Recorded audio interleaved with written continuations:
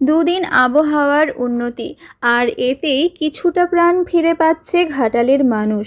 বন্যা বিধ্বস্ত ঘাটালে শুধু সব হারানোর যন্ত্রণা, ঘরের ভেতরে জলের স্রোত, নষ্ট বিভিন্ন জিনিস।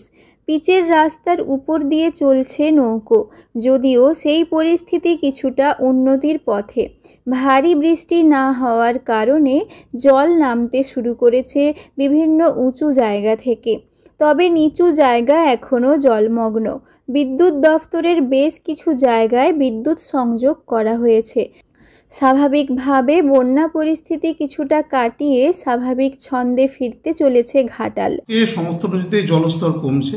আমরা প্রতি ঘন্টায় যে রিপোর্টটি পাই, তো সেই জল প্রত্যেকটা পয়েন্টে, বাঁকা পয়েন্ট থেকে শুরু করে সব গাদঘাট পয়েন্ট, সব পয়েন্টেই কমছে। এবং আমরা দেখতেও পাচ্ছি যে মাঠঘাট জাগতে শুরু করেছে, আবার জীবন ছন্দে ফিরতে শুরু করেছে। কিন্তু এখনও পর্যন্ত কিন্তু ব্লকের যে বিস্তীর্ণ এলাকা এবং ঘাটাল মিউনিসিপ্যালিটির কিছুটা এলাকা জলমগ্ন আছে।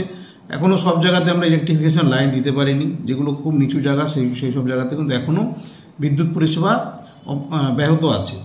তবে আরও বেশ কয়েকদিন সময় লাগবে বলে স্থানীয়দের দাবি। বন্যায় আমাদের তো ক্ষয়ক্ষতি বিশাল হচ্ছে। এই যে ক্ষয়ক্ষতি হচ্ছে, চাষবাস থেকে সব শেষ হয়ে গেছে, ঘর বাড়ি জল হয়ে যাচ্ছে, থাকার জায়গা এমন পজিশন হচ্ছে না, সে তিরপল একটা পাচ্ছি নি, এমন অবস্থায় চলছি। এই যে কোনো রকমের অপরের নৌকোয় যাতায়াত করতে হচ্ছে। বর্ষা এবং ঘাটাল যেন পরস্পরের মেলবন্ধন। বর্ষা শুরুতে এবারে বন্যা পরিস্থিতি। প্রশাসন সূত্রে খবর, হরপা বানের কারণে বন্যা পরিস্থিতি সৃষ্টি হয়েছে ঘাটাল মহকুমা জুড়ে।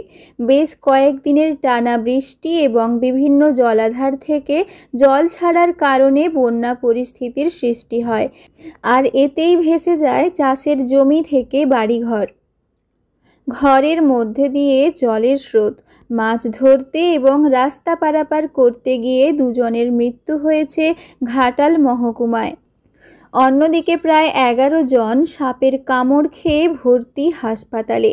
তবে আবহাওয়ার উন্নতির পর কিছুটা ছন্দে ফিরছে ঘাটাল। আপনারা দেখেছেন যে শ্রীনগর পলাশচাপড়ি রাস্তা এবং বেশ কিছু রাস্তা কিভাবে ভেঙে চুরে গেছে, পাকা রাস্তা। সেই বিভৎসতার ছবি কিন্তু সংবাদ মাধ্যমে উঠে এসেছে, এবং মাঠঘাট কিভাবে ক্ষতিগ্রস্ত হয়েছে, নদী পার কীভাবে ক্ষতিগ্রস্ত হয়েছে। যেহেতু এটা একটা হরপা বান টাইপের ছিল এবং একসঙ্গে অনেকটা জল চলে আসে, সেই জন্যেই কিন্তু জলের গতি প্রচুর ছিল। আমিও অনেকটা ঘুরেছি ঘাটাল ব্লক, চন্দ্রকোনা ব্লক 1, 2। আমিও দেখেছি অনেক রাস্তাঘাট, পান্নার দিকে যেতে যে রাস্তাঘাট, সেই রাস্তাঘাটগুলো খুব মারাত্মকভাবে ক্ষতিগ্রস্ত হয়েছে। এই রাস্তার উপর দিয়ে বইছিল স্রোত, জল নামতেই উঠে আসে রাস্তার কঙ্কালসার চেহারা। ইতিমধ্যেই কৃষি দফতর ও প্রশাসনের সহযোগিতায় বিভিন্ন এলাকা পর্যবেক্ষণ করা হয়েছে। প্রায় 2200 হেক্টর চাষের জমি ক্ষতিগ্রস্ত হয়েছে। ক্ষতি হয়েছে একাধিক মাটির বাড়ি। বিভিন্ন জায়গায় ত্রাণ শিবির থেকে বাড়ি ফিরছেন সাধারণ মানুষ। বিভিন্ন উঁচু জায়গা থেকে জল নামার কারণে স্বাভাবিক ছন্দে ফিরতে চলেছে ঘাটাল। শুধু তাই নয়, এখনও একাধিক জায়গায় খোলা রয়েছে ত্রাণ শিবির। সাধারণ মানুষের পাশাপাশি পশুদেরও চিকিৎসার বন্দোবস্ত করা হয়েছে। শুরু হয়েছে ঘাটাল মাস্টার প্ল্যান বাস্তবায়নের কাজ। আগামী বেশ কয়েক বছর পর্যন্ত লাগতে পারে সময়। তবে এবারে বর্ষার শুরুতে ভয়াবহ বন্যা পরিস্থিতি। আগে থেকে ব্যবস্থা নেওয়ার কারণে সেই অর্থে তেমন কোনো ক্ষয়ক্ষতি না হলেও কৃষি জমি, মানুষের বাড়ি, রুটি রুজিতে সমস্যা হয়েছে।